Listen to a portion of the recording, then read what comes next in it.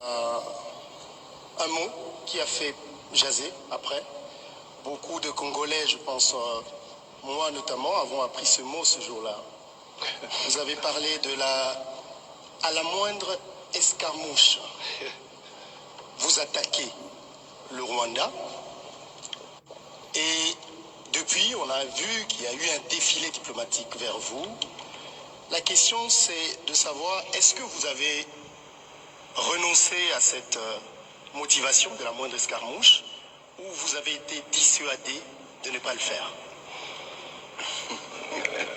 Belle question. D'abord, je voudrais attirer votre attention sur le fait que les gens ont retenu escarmouche parce que c'était peut-être un mot sorcier.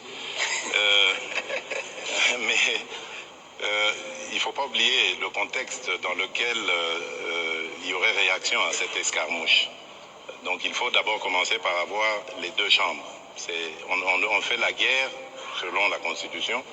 On la déclare que lorsqu'on a réuni les deux chambres et reçu le mandat de ces deux chambres. Et puis, le contexte dans lequel nous sommes aujourd'hui, je peux vous le dire, je suis un observateur privilégié de ce qui se passe, ne me permet pas de mettre en pratique ce que j'avais dit. Ou ne veut pas, mais parce que tout simplement, il y a suffisamment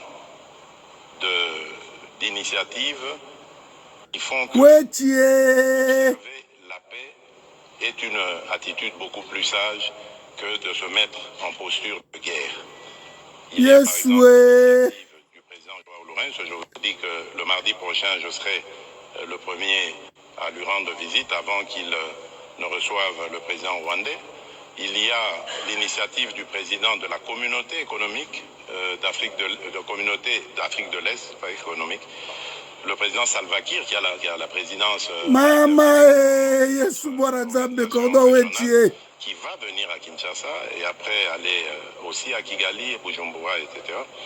Donc il y a l'initiative américaine. C'est pour ça que j'ai insisté au début pour dire il ne faut pas vilipender forcément les États pensant qu'ils